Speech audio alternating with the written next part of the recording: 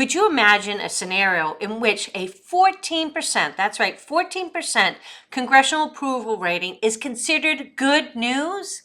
Unfortunately, you don't have to. The Economist newest poll shows that this statistic is an improvement compared to July's. It's only a 2% improvement. At the same time, close to 90% of Americans support congressional term limits. According to a Gallup poll, the last time Congress had this much support was the result of the 9/11 attacks. Their numbers went from 42% to 84% in October of 2001. As expected, however, it dropped right back down to 41% by the same time 2 years later. We need term limits. Hi, I'm Holly Robichaud, and this is U.S. Term Limits Breaking News.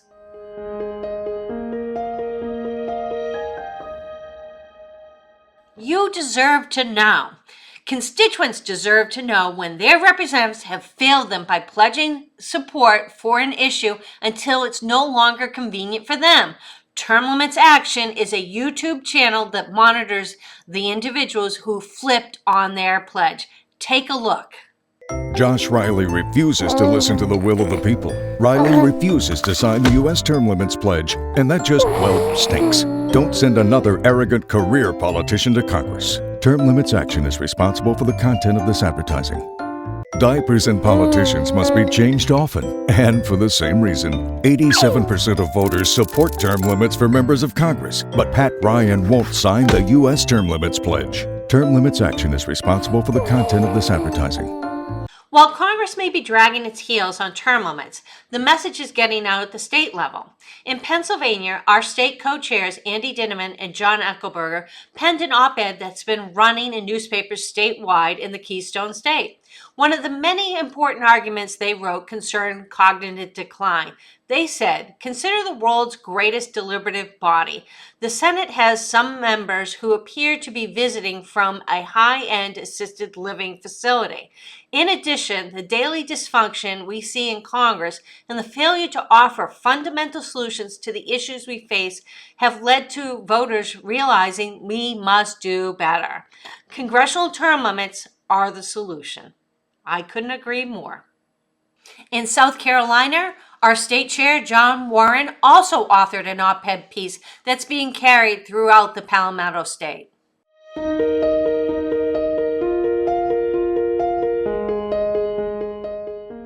Hey, today we're joined by our new South Dakota chair, Erin Tobin. We're so excited to having her on board. Erin, thank you for joining us. Thank you for having me. Good morning. Good morning. So can you tell us a little bit about yourself? Yeah, I am a resident of a small community. I grew up in a rural area on a ranch, and we were, kids that got up in the morning and went out and worked with the family. As soon as you were old enough to walk, you were driving a tractor to put up hay and checking cattle and helping with the whole process. I became a nurse practitioner because I love science and I love helping people and working with people. And I knew that I wanted to move back to the rural area that I grew up in and raise my children. And several years ago, I would have never thought that I would be interested in running for a spot in the legislature, but an opportunity came available and I ran for the South Dakota legislature. And so I've been a state senator for the last 4 years. And it kind of runs along the lines of being a nurse because you're working with people and helping people achieve their goals.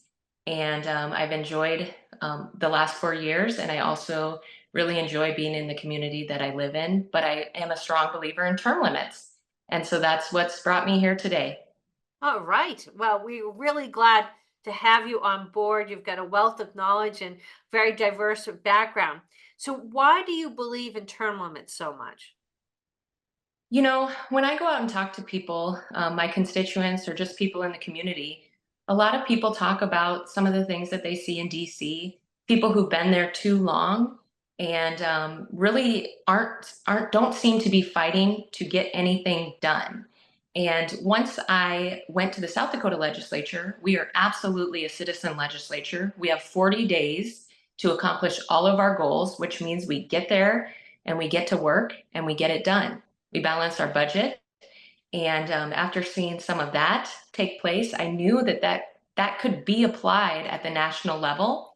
And we have people who are staying too long. And sometimes it doesn't even seem like they have the capacity to still be there, but it's just too cushy of a job. And I think that we could make some positive change. So do you think it'll fix DC? You know, I am an eternal optimist. I think it's a step in the right direction, but there's a lot of fixing that needs to be done in DC.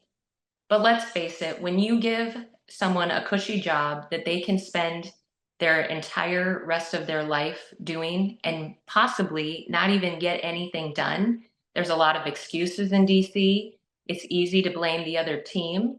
And, also the motivation to get something done might not even be there because you just want to continue to be there for a lifelong position where you have a pension and all of those cushy things along with it. So I think it's a very positive step in the right direction. Do I think it's the exact end end all for fixing DC? No, absolutely. There will be other things that could be worked on, but it's a step in the right direction, and it's a good first step. Couldn't agree with you more. How did South Dakotans feel about term limits? Like I was saying, when I'm out talking to people, they're very concerned about what is going on in DC. And I would say overwhelmingly, South Dakota would be behind this if we were to bring it back to our voters in a ratification or any of those sorts of processes. Great. Now, how do people get in touch with you if they want to get involved? Sure. You can use my email address, which is Aaron Tobin for South Dakota, which is SD.com. I also have a Facebook page, and I can be messaged through that route as well. And I'm usually pretty quick to respond to either. All right. Well, great. I can't thank you enough for joining us today and look forward to working with you. Yes, I look forward to it too, and thank you for having me. Our elected officials are supposed to work for us. Citizens shouldn't have to fight against their representatives to have petitions accepted. Casey May Rogers, a Bossier City citizen and a member of the Bossier Term Limits Coalition in Louisiana, has filed a lawsuit against the city council after they voted against accepting a certified petition to put term limits before the voters. In Indian Wells, California, a county superior court upheld the term limits initiative as passed by voters. Indian Wells officials said that the application of Measure J to limit all terms served during a person's lifetime, regardless of when Measure J was adopted. This is what Congress should be, a cohesive legislative body that listens and defends the ideals the people want, including term limits. I'm also happy to report that in Mitchell, South Dakota, term limits were proposed by the city's chief executive. You heard it right. Mayor Jordan Hansen proposed term limits on all elected city officials. Way to go, Mayor. Candidates for office are seeing the momentum and are joining the term limits movement. An additional 59 2024 state legislative candidates have signed our pledge in the past 2 weeks. We anticipate after November, we will have a record number of state legislators and members of Congress who have signed our pledge. And a special thank you goes to our pledge team for their efforts. You might remember how Justine Wadzak claimed that we endorsed her as a candidate. We don't endorse candidates. But on top of that, she flipped on her term limits pledge. During this year's election, voters plainly saw how she used an important issue to win in 2022, but didn't follow through with her word. The consequences of her deceit? Her loss in the Arizona Senate primary.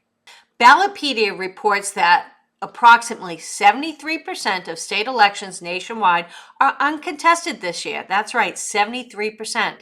In the last 7 years, this is the second highest percentage of uncontested races, with 2020 being the highest at 79%.